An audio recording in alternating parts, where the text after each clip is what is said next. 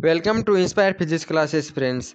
आज हम पढ़ेंगे कैलोरीमिति के बारे में। यह हमारा कैलोरीमिति का दूसरा वीडियो है। इससे पहले वाला वीडियो हमने अपलोड कर दिया है। दोस्तों, यदि आपने अभी तक उस वीडियो को नहीं देखा है तो प्लीज़ उसे वॉच कर लिए, क्योंकि उस वीडियो को देखने के बाद ही आपको ऊष्माधारिता को समझ में आएगी, क्योंकि उसके अंदर अपने विशिष्ट ऊष्मा को पढ़ा था और विशिष्ट ऊष्मा है, उसी से ही ऊष्माधारिता जुड़ी हुई है। तो देखते हैं अपने ऊष्माधारिता क्या होती है। यानी दिए गए पदार्थ के टेम्परेचर में वृद्धि करने के लिए आवश्यक ऊष्मा की मात्रा को मापने के लिए एक भौतिक राशि का उपयोग किया जाता है। उस भौतिक राशि को ऊष्माधारिता कहते हैं।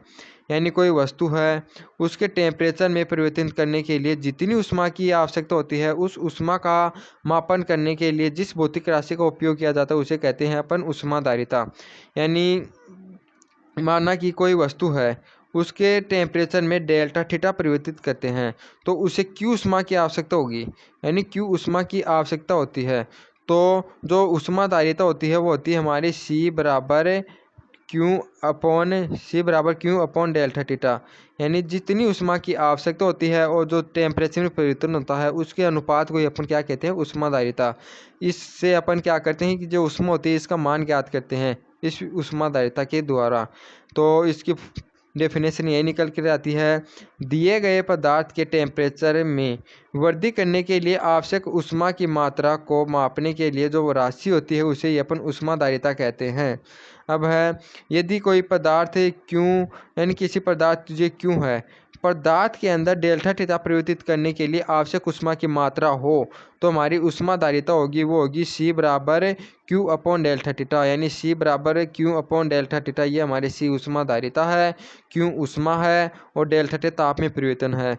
दोस्तों, यदि अपन ताप में वृद्धि एकांक करते हैं, यानी 1 डिग्री सेल्सियस टेम्परेचर में परिवर्तित करते हैं, तो हमारी जो ऊष्माधारिता होती है वो दी गई ऊष्मा के बराबर होती है। तो इसकी डेफिनेशन एक और निकल कर आती है कि अतः किसी पदार्थ का तापमान 1 डिग्री सेल्सियस तक बढ़ाने के लिए आवश्यक ऊष्मा की जो मात्रा होती है उसको ऊष्माधारिता कहते हैं। यानी कोई भी पदार्थ दिया हुआ है, इसका टेम्परेचर 1 डिग्री सेल्सियस बढ़ाने के लिए जितनी ऊष्मा की आवश्यकता होगी उससे ही अपन ऊष्माधारिता कहते हैं। मानो इसका टेम्परेचर पहले 20 डिग्री सेल्सियस था, अब इसके टेम्परेचर को बढ़ा करके 1 डिग्री सेल्सियस बढ़ाने यानी कि 21 डिग्री सेल्सियस कर दिया जाता है, तो इसे क्यू ऊष्मा की आवश्यकता होती है। यानी 1 डिग्री सेल्सियस टेम्परेचर बढ़ाने के लिए इसे क्यू ऊष्मा देनी पड़ती है।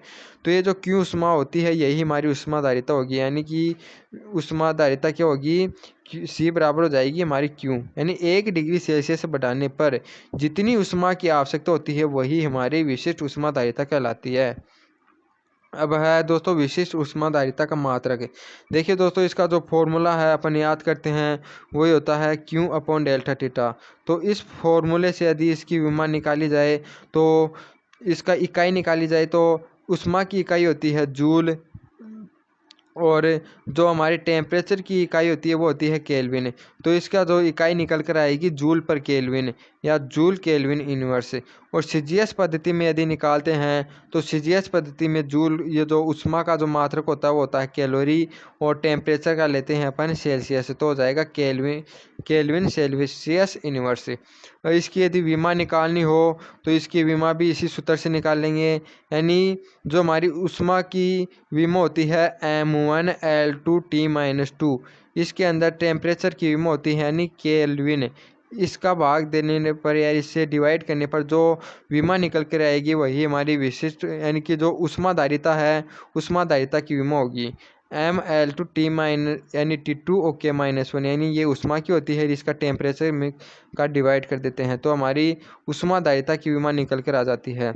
देखिए दोस्तों, विशिष्ट ऊष्मा के बारे में मैं आपको एक बार बता देता हूँ कि विशिष्ट ऊष्मा होती है और जो ऊष्माधारिता, उसमें फ़र्क ये होता है कि जो विशिष्ट ऊष्मा होती है उसके अंदर तो अपन टेम्परेचर में परिवर्तित करते हैं, वो करते हैं एकांक द्रव्यमान यानी कि जो पदार्थ दिया होता है उसका एकांक द्रव्यमान लेते हैं, और जो ऊष्माधारिता होती है वो संपूर्ण पदार्थ की होती है। इसलिए ऊष्माधारिता और विशिष्ट ऊष्माधारिता में संबंध बताया गया है। देखिए दोस्तों, यदि हमें कोई m द्रव्यमान की वस्तु दी है, इसके अंदर अपन एक टेम्परेचर का वृद्धि करते हैं, 1 डिग्री सेल्सियस की वृद्धि करते हैं, तो जितनी ऊष्मा की आवश्यकता होगी वह होगी हमारी ऊष्माधारिता। यदि इसके टेम्परेचर को, यदि इसका मास होता है उसका इकाई मास लिया जाता है, यानी कि 1 मास ही लिया जाता है, तो उसके टेम्परेचर में 1 डिग्री सेल्सियस परिवर्तित करने के लिए जितनी ऊष्मा की आवश्यकता होगी वह होगी हमारी विशिष्ट ऊष्मा S, यानी विशिष्ट ऊष्मा को दर्शाते हैं ऐसे। यदि इन दोनों को बीच में संबंध निकालते हैं तो दोस्तों यहाँ पर तो अपन लेते हैं इकाई मास, और यहाँ पर लेते हैं पूरा, मान लो इसका द्रव्यमान m है तो m लेते हैं। यानी कि यह जो विशिष्ट ऊष्मा होती है, यह जो ऊष्माधारिता होती है, यह विशिष्ट ऊष्मा की m गुना होती है, क्योंकि विशिष्ट ऊष्मा निकालने के लिए अपन इकाई द्रव्यमान लिखते हैं, यानी कि इसका m भाग लिखते हैं, लेकिन ऊष्माधारिता के अंदर पूरे m द्रव्यमान को लिया जाता है। इसलिए जो संबंध निकल कर आएगा वो निकल कर आएगा C=ms, यानी जो ऊष्माधारिता होती है वह विशिष्ट ऊष्मा की m गुना अधिक होती है, m गुना, क्योंकि जो हमारी ऊष्माधारिता निकालते हैं तो उसके अंदर तो यानी जो द्रव्यमान हमें दिया हुआ है, चाहे वो 8 kg हो चाहे 10 kg हो, उस पूरे के अंदर ये 1 डिग्री सेल्सियस परिवर्तित करते हैं, तो जितनी ऊष्मा की आवश्यकता होगी वही हमारी ऊष्माधारिता होती है।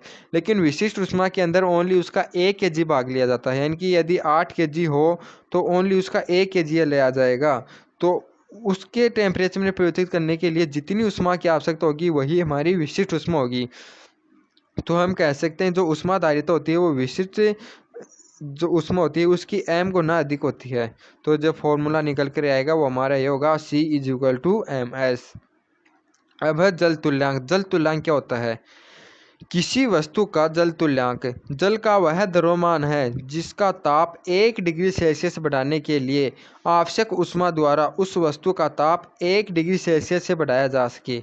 यानी जल तुल्यांक के बारे में समझे तो अपन ये है कि हमें कोई जल तुल्यांक यानी कि जल का वह द्रव्यमान जिसका ताप 1 डिग्री सेल्सियस बढ़ाने पर ऊष्मा की मात्रा उस द्वारा ताप को 1 डिग्री सेल्सियस बढ़ा सके। यानी हमें कोई पदार्थ दिया हुआ है, इसका जल तुल्यांक याद निकालना हो तो उसका जल तुल्यांक कैसे निकालेंगे? यदि इस पदार्थ का ताप 1 डिग्री सेल्सियस बढ़ाया जाता है, यदि इस पदार्थ का ताप 1 डिग्री सेल्सियस बढ़ाया जाता है तो जल का वह द्रव्यमान जितनी यानी कि ऊष्मा इससे आवश्यकता होती है उसी ऊष्मा से उस जल का 1 डिग्री सेल्सियस टेम्परेचर बढ़ाया जा सके। यानी जल का कितना द्रव्यमान लें कि उसका टेम्परेचर 1 डिग्री सेल्सियस बढ़ा दे, किसे? जितनी ऊष्मा इसके प्रयुक्त की गई है उसी ऊष्मा से। तो जो यह द्रव्यमान होगा वह हमारा जल तुल्यांक कहलाएगा। यानी किसी वस्तु का जल तुल्यांक जल का वह द्रव्यमान है, यानी जल है उसका वह द्रव्यमान है जिसका ताप 1 डिग्री सेल्सियस बढ़ाने के लिए आवश्यक ऊष्मा द्वारा उस वस्तु का ताप 1 डिग्री सेल्सियस बढ़ाया जा सके। यानी इस वस्तु का ताप 1 डिग्री सेल्सियस बढ़ाने के लिए जितनी ऊष्मा की आवश्यकता होगी उसी ऊष्मा से कितने जल का टेम्परेचर 1 डिग्री सेल्सियस बढ़ाया जाएगा, यानी कि जितना जो यहाँ पर मास लिया जाएगा वही हमारा जल तुल्यांक होगा। यानी कितना जल लिया जाता है वो हमारा जल तुल्यांक होगा। ठीक है दोस्तों। अब है नेक्स्ट क्वेश्चन है, यदि किसी वस्तु का द्रव्यमान m तथा उसके पदार्थ की विशिष्ट ऊष्मा s हो तो उस पदार्थ का जो जल तुल्यांक होगा वो होगा W बराबर m×s, यानी W बराबर क्या हो जाएगा m×s, यानी विशिष्ट गुणा का m गुना। तो देखिए दोस्तों, इसके जो मात्रक और विमा होगी वो ऊष्माधारिता के समान ही होगी, क्योंकि ऊष्माधारिता का फॉर्मूला भी m×s होता है, और यहाँ पर भी यानी कि s को मल्टीप्लाई से m से मल्टीप्लाई करते हैं तो हमारा जल तुल्यांक निकल कर आता है। तो इन दोनों की विमा और मात्रक दोनों सेम होंगे। जल तुल्यांक का जो SI मात्रक होगा वो होता है, SI पद्धति में इसका मात्रक होता है किलोग्राम, यानी केजी था। CGS पद्धति में इसका मात्रक होता है ग्राम। और जल तुल्यांक की जो विमा होती है इसकी विमा होती है m1L2T-2 और K-1। देखिए दोस्तों, जो हमारी ऊष्माधारिता थी ऊष्माधारिता उसकी विमा भी यही थी और जल तुल्यांक की विमा भी यही होगी। तो अब है नेक्स्ट क्वेश्चन, कैलोरीमिति के सिद्धांत के आधार पर मिश्रण के ताप का निर्धारण करना। देखिए दोस्तों, कैलोरीमिति का सिद्धांत होता है हमारा, उसके द्वारा अपन कोई मिश्रण है उसके ताप का निर्धारण कैसे करते हैं वो मैं आपको समझाता हूँ। माना कि ए और बी दो वस्तुएं हैं, हमें कोई दो वस्तु दिए हैं ए और बी, उनके द्रव्यमान, ताप तथा विशिष्ट ऊष्माधारिताएं क्रमशः एम ए थीटा ए ऐसे तथा एम बी थीटा बी और एस बी। देखिए दोस्तों, ये जो पदार्थ है इसका द्रव्यमान हमें दिया है एम ए और इसका जो ताप में परिवर्तन दिया वो होता है थीटा ए, और इसकी जो विशिष्ट ऊष्मा है वह दी हुई है हमें ऐसे ऐसे ही इसकी दी हुई है एम बी थीटा बी और एस बी। थीटा ए तथा थीटा बी से बड़ा है, यानी कि जो इसका टेम्परेचर है वो इससे अधिक है, यानी थीटा ए का मान थीटा बी से अधिक है।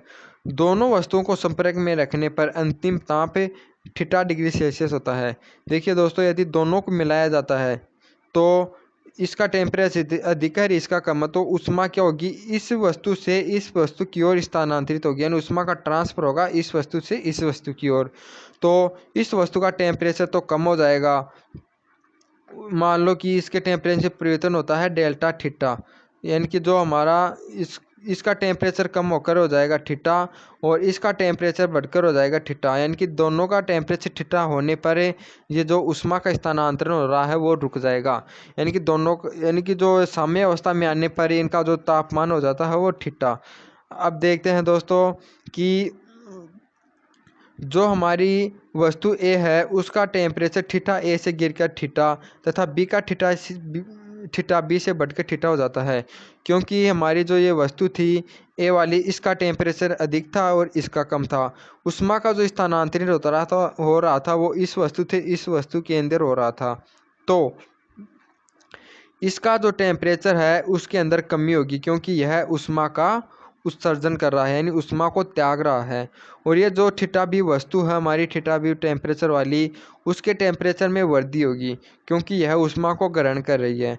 तो दोस्तों मेरे यहाँ पर कहा गया है कि ए वस्तु का जो टेम्परेचर है थीटा ई से गिरकर थीटा हो जाता है, यानी इसका जो टेम्परेचर वो पहले तो था थीटा और यह यहाँ पर गिरकर कितना हो गया, यानी थीटा ए से गिरकर थीटा हो गया और इसका टेम्परेचर बढ़ जाएगा, यानी कि पहले था थीटा बी अब बढ़कर हो गया थीटा। तो जो ए के टेम्परेचर में परिवर्तन होगा वो तो हो जाएगा, यानी कि थीटा ए का मान अधिक है और इसमें से थीटा घटाएंगे ये टेम्परेचर परिवर्तन होगा। और यदि इसकी यानी बी वस्तु वाले के अंदर टेम्परेचर में परिवर्तन निकालना हो तो यहाँ पर थीटा का मान तो ज़्यादा होगा क्योंकि इसके टेम्परेचर में वृद्धि होकर थीटा हुआ है, तो इसके टेम्परेचर में परिवर्तन कैसे निकालेंगे, थीटा माइनस थीटा ए। अब इन दोनों को अपन नीचे इक्वेशन में रखेंगे, जो हमारी विशिष्ट ऊष्मा की इक्वेशन है उसके अंदर देखते हैं क्या होगा।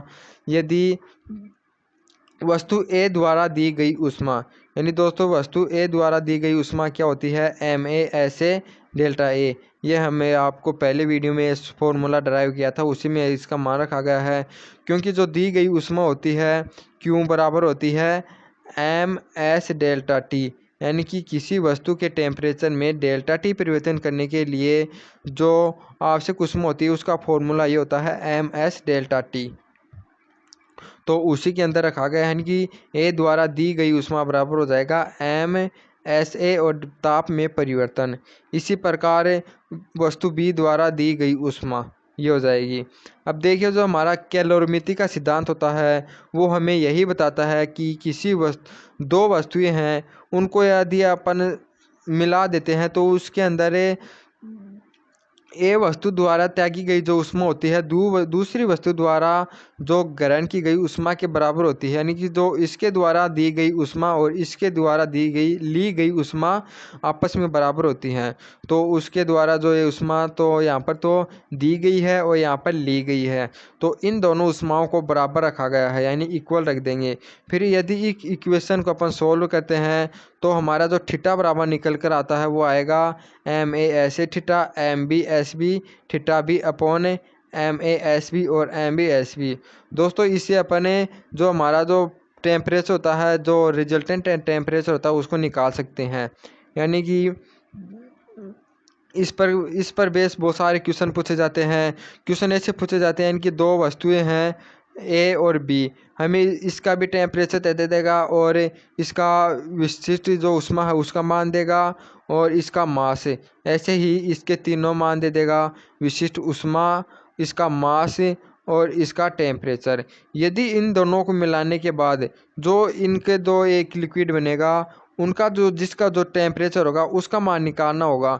तो दोस्तों उसी का टेम्परेचर का मान यानी ये थीटा होगा, तो वो थीटा निकालने का सूत्र यह है कि इसके तीनों मानों को गुणा करते हैं और इसके तीनों मानों को गुणा करके जोड़ देंगे। तो यहाँ पर जोड़ दिया गया है।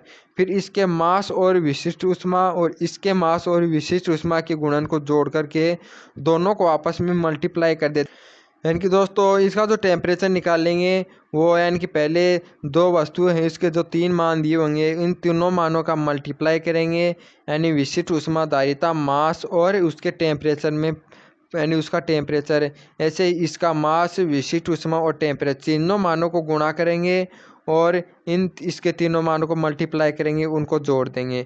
फिर इसका जो मास होगा और इसकी विशिष्ट ऊष्मा होगी और दूसरी वस्तु का मास होगा और विशिष्ट ऊष्मा होगी, उन दोनों के मल्टीप्लाई को जोड़ करके जो हमारा पहले इनका मान आया था और इसके मान को अपन डिवाइड कर देंगे, तो हमारा जो टेम्परेचर होगा वो निकल कर आ जाएगा। तो दोस्तों ये फॉर्मूला याद रखना, MASA theta A plus MBSB theta B upon MASA plus MBSB। तो दोस्तों जो फॉर्मूला होता है उसे अपन जो हमारा मिश्रण प्राप्त होता है उसका टेम्परेचर निकाल सकते हैं, यानी दो अलग अलग टेम्परेचर वाली वस्तुओं को मिलाने पर जो परिणामी हमारा मिश्रण प्राप्त होता है उसके टेम्परेचर को यदि हमें निकालना हो तो अपन इस फॉर्मूले द्वारा निकाल सकते हैं। अब देखिए दोस्तों अगले वीडियो में पढ़ेंगे अपन इसे अगले वाले टॉपिक। तो दोस्तों यदि आपको ये वीडियो अच्छा लगा हो तो हमारे चैनल को सब्सक्राइब करें और शेयर करना मत भूलिएगा। जय हिंद दोस्तों।